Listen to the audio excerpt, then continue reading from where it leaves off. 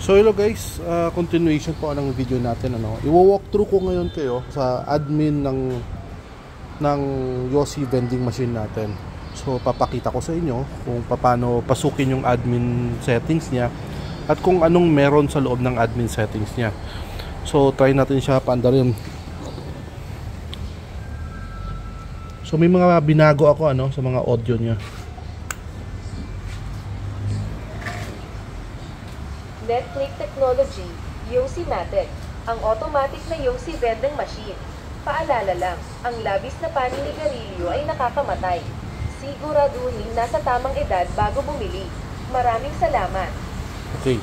So ito po yung pinaka-custom board natin, Pinaka-custom board natin. Dito, meron po tayong mga settings. May mga push buttons po tayo dito. Like down, up, save, admin, and menu. So ito po yung i-press natin, yung admin dito sa loob. I-press ko po para mapasok natin. So ito po yung pinaka-custom board natin. Pipindutin ko po yan dito para ma-access natin yung admin. Abracadabra! Yun, abracadabra. Pasok tayo sa admin settings niya. So basically 1 is meaning yes, papasok tayo sa admin. Ang 0 is mag-e-exit tayo. So okay. So lahat ng mga buttons dito ay dito po yan. So except lang of course sa admin. Wala po yan dito sa labas.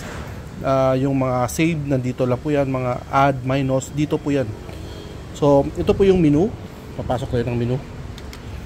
Dito makikita natin yung price settings. Makakapagpalit tayo ng price. Depende po sa inyo kung tataasan nyo or babawasan ninyo. So this is menu plus minus. Okay. So let's say na 10 piso lang sa dispenser number 1. Dispenser number 2, depende sa price mo pa rin kung patataasan mo or babawasan mo. Yan. Same sa dispenser number 3. Tataasan mo or babawasan mo, depende po sa inyo. Dispenser number 4, depende po sa inyo, tataasan nyo or babawasan nyo. The next menu is now kung ilan yung inventory mo. So sa dispenser number 1, gaano ba karami yung nilagay mo? So let's say kung nilagay mo 50 or 30 pieces naman dyan, magpa plus ka lang dito. So pwede mo naman i-hold lang yung button dito. Or pwede mong pindut-pindutin na isa-isa. So let's say meron tayong tig sa 10 lang sa lahat na. So check natin ulit sa menu na, sa dispenser number 2, 10, 10 and 10.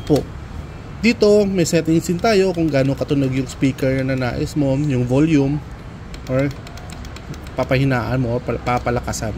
So sa akin na set ko sa 30.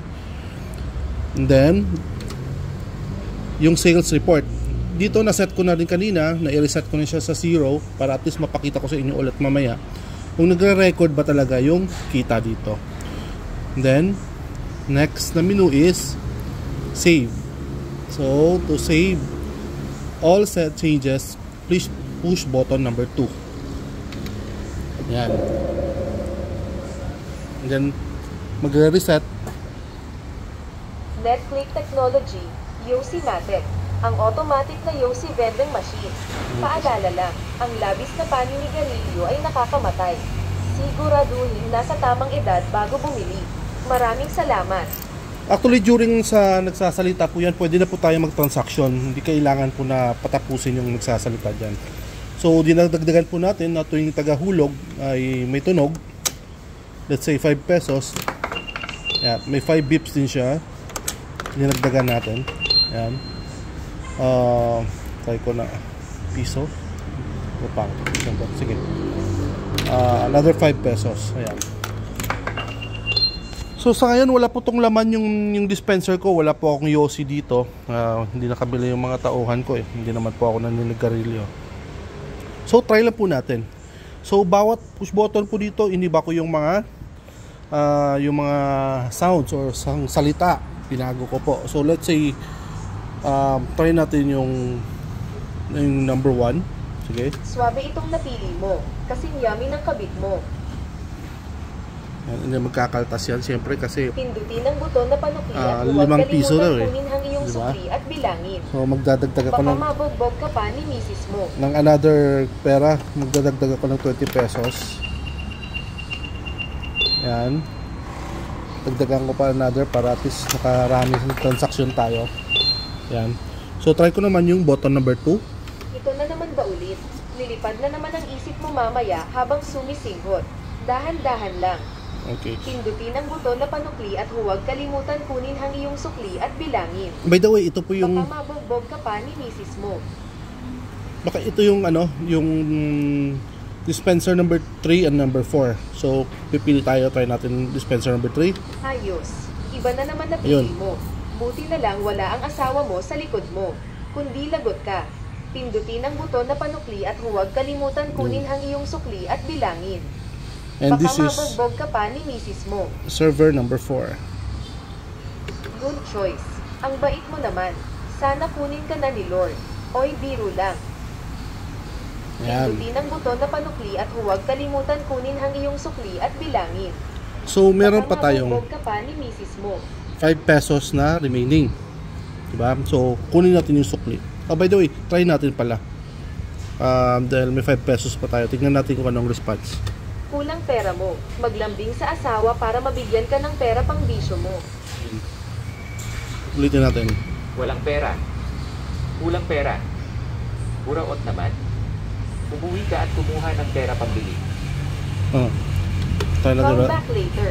Eh di wow. English yun ha. Dun mo guba ilong mo.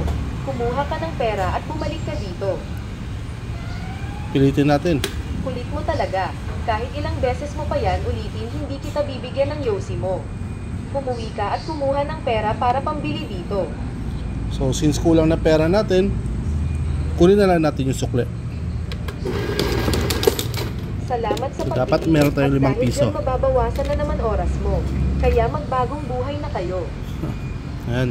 Suki, andito ka na naman. After Tumingin every ang transaction ng sigarilyo at sukli, pindutin ang buton. magre-restart naman Tumingon siya sa likod bago to entertain magpulot ng another pera. transaction. Baka mabatukan ka ng asawa mo.